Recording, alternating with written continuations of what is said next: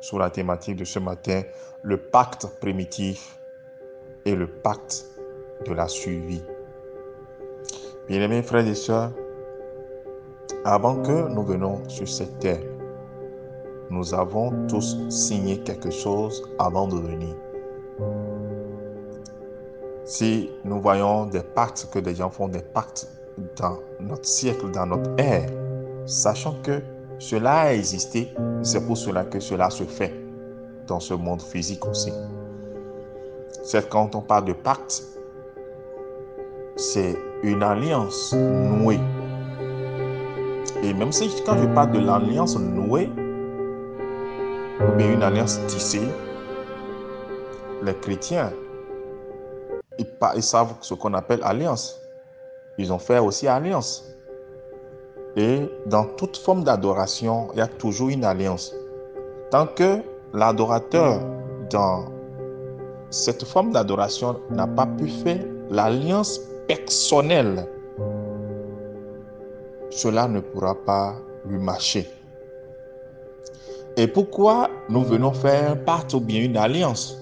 C'est parce que avant de venir à cette école de vie qui est la terre, nous avons déjà eu à signer avant d'entrer dans le sein maternel, avant qu'il y ait fécondation, avant qu'il y ait grossesse, on a signé avant qu'il y ait grossesse. Tant qu'on ne signe pas, il n'y a pas de vie possible sur la terre. Nous choisissons, l'âme choisit ce qu'elle doit être, comment elle doit être, pour qu'elle puisse réussir sa mission. Ça, c'est primitif. C'est avant la fondation du monde. Quand il dit avant la fondation du monde, avant nous, notre ère, avant notre venue sur terre, on a eu tous à faire ça.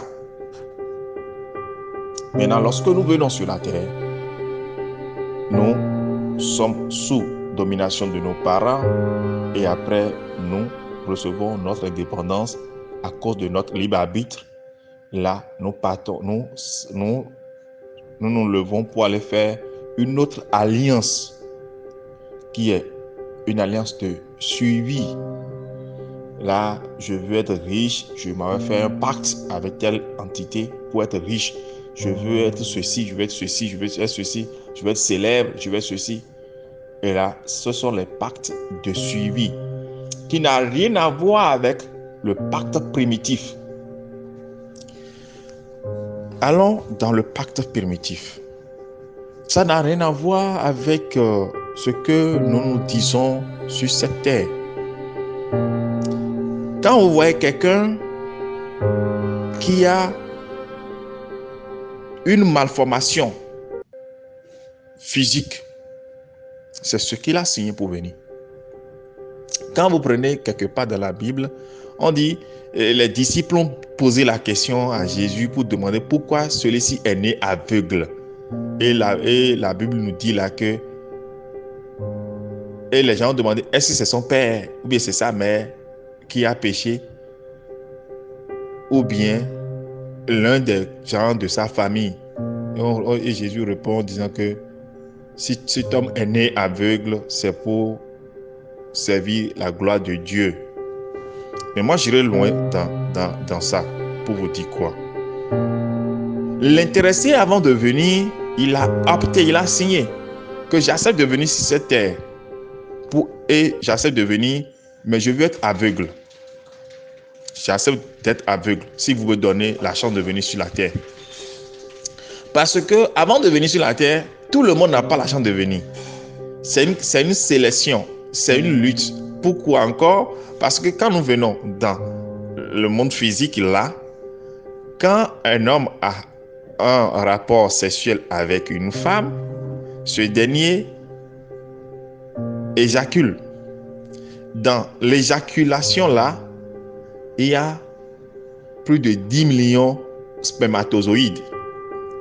Et il y a un combat qui se déclenche entre les 10 millions de spermatozoïdes, parce qu'il y a l'ovule là qui ira dans ce paradis. Et la lutte est là. Dans cette lutte, chacun combat. Et l'héros va féconder. Et l'héros, c'est toi et moi. On a fécondé l'ovule. Là, il y a le critère de sélection qui était d'abord spirituel. Et il y a le critère de sélection qui est du point de vue gamète ou bien spermatozoïde. Et là, que ce soit dans le monde spirituel, que ce soit dans le monde physique, il y a toujours ça. Maintenant, l'âme choisit son enveloppe qui lui serait adéquat pour plaire à Dieu, si on doit le dire ainsi. L'âme choisit l'enveloppe d'être estropiée. L'âme choisit d'être infime. L'âme choisit l'enveloppe d'être aveugle. L'âme choisit. Maintenant, lorsque l'âme choisit ça, compte tenu de ses karmas passés, l'âme a choisi. Il signe ça. Elle signe ce pacte-là. Et c'est au nom de cela qu'on l'envoie sur la terre. Mais ce que nous savons, sa morphologie physique n'a rien à voir avec sa morphologie spirituelle.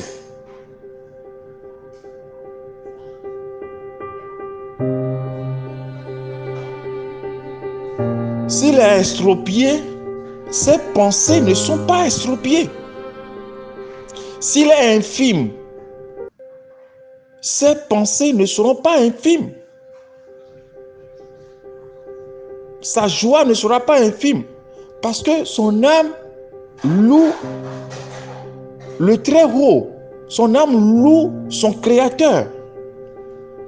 Parce que son âme n'a pas d'infimité.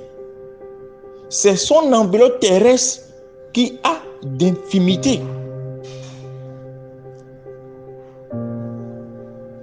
Maintenant, ce dernier, ça c'est du point de vue morphologique. Il y a aussi les traits de la vie. Il a accepté de venir vivre dans la misère pour que son âme atteigne une prise de conscience. Il a assigné la pauvreté. Il a assigné la misère avant de venir. Il a signé le célibat. Il a signé la stérilité. Il a signé, il est venu pour ça.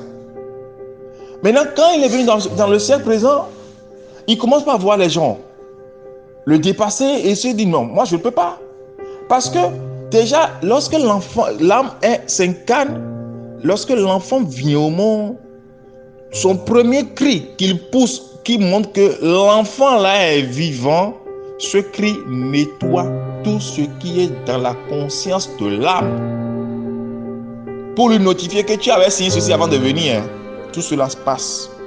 Maintenant, l'âme commence encore avec l'enveloppe dans laquelle elle se trouve, commence encore une autre aventure. Et c'est de là, après, qu'interviennent les pactes de la vie. Je veux être riche, là je suis prêt à signer telle chose pour devenir riche. Je veux être célèbre, je signe. Je fais un pacte avec telle entité. Je m'en vais faire tel rituel, tel endroit, en tel endroit, et je suis prêt à payer les prix.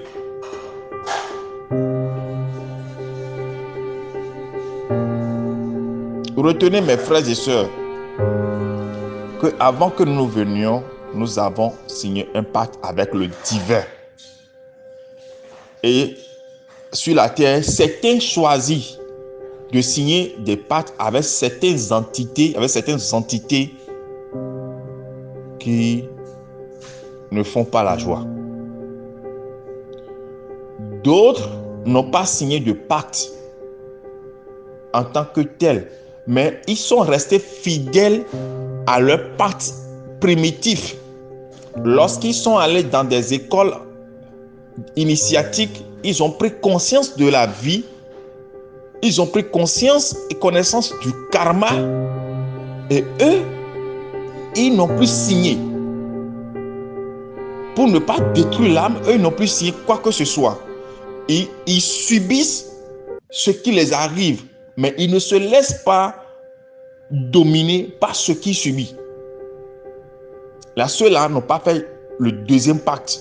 Ils ont compris le sens de la vie.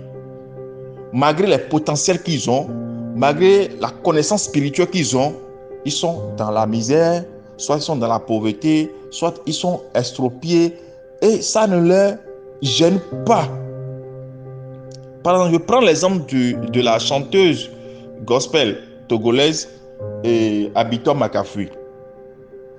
Elle-même, elle est dans chaise roulante. Mais est-ce que les chansons qu'elle sort, ça ne guérit pas? Ce qu'elle chante, ça donne la joie. Ce qu'elle sort d'elle-même n'est pas estropié, n'est pas paralytique. Parce que c'est un homme à part entière. Les gens, vous verrez des gens me dire, ah, lui-même il est homme spirituel, mais pourquoi lui-même il est comme ça? S'il est réellement un homme spirituel, pourquoi lui il est comme ça? Pourquoi il n'est pas ainsi? Mais pourquoi il est comme ça? Détrompez-vous sur l'apparence. Est-ce que ce qui sort de lui est potable, est propre, est bon à prendre? C'est ça qu'il faut viser. Laissez son apparence, son physique, sa morphologie, laissez ça à part. C'est son karma, ça. Certains vont dire, mais il a tout ce talent-là, mais il marche à pied. Est-ce que c'est parce qu'il marche à pied qui est toi ta solution? Ou bien c'est ce que lui va te dire et que toi tu vas quitter la misère qui va te préoccuper? Il y a certains qui sont nés faiseurs de rois. Il va faire des rois. Mais il peut être pauvre, mais il fait des rois. Parce que les gens n'ont pas visé la qualité intouchable de la personne. Mais ils le jugent sur l'apparence. Mais certains qui n'ont pas eu l'élévation de la conscience, ils sont obligés d'aller faire des pactes pour plaire aux hommes. Acceptez-vous tel que vous êtes, mais n'acceptez pas de vivre dans la paresse. Parce que la paresse est un grand ennemi de l'homme, un grand ennemi du développement, de l'évolution. Celui qui a accepté de vivre le premier pacte, le pacte primitif, sur le chemin, avec le degré d'élévation de sa conscience, il finit par vivre aisé et mieux sur la terre. Mais ceux qui ont fait le second pacte, qui ont refusé le pacte primitif, finissent toujours mal. Ils finissent toujours mal. Et dans la prochaine réincarnation, leur vie est doublement, triplement misérable. Parce que la tâche ne leur sera point facile. Bien mes frères et sœurs, l'audio est déjà long. Revenez par des questions pour que nous puissions encore aller très loin dans le développement. Parce que je n'aime pas faire plusieurs audios, j'aime faire un seul audio en bloc. Mais tenez-vous tranquille, frère. Est-ce que tu es fidèle à ton pacte primitif? Ou bien le pacte que tu viens faire selon ton libre arbitre, tu es fidèle à cela? Si tu veux rester fidèle à ce pacte de libre arbitre que tu as fait aujourd'hui, tu vas finir mal. Mais si tu veux vivre mieux, aisé, joyeux, heureux sur la terre, il faut que tu repartes vers ton premier amour le premier pacte que tu as fait avant de pousser le cri de vie sur la terre. Que la bénédiction soit.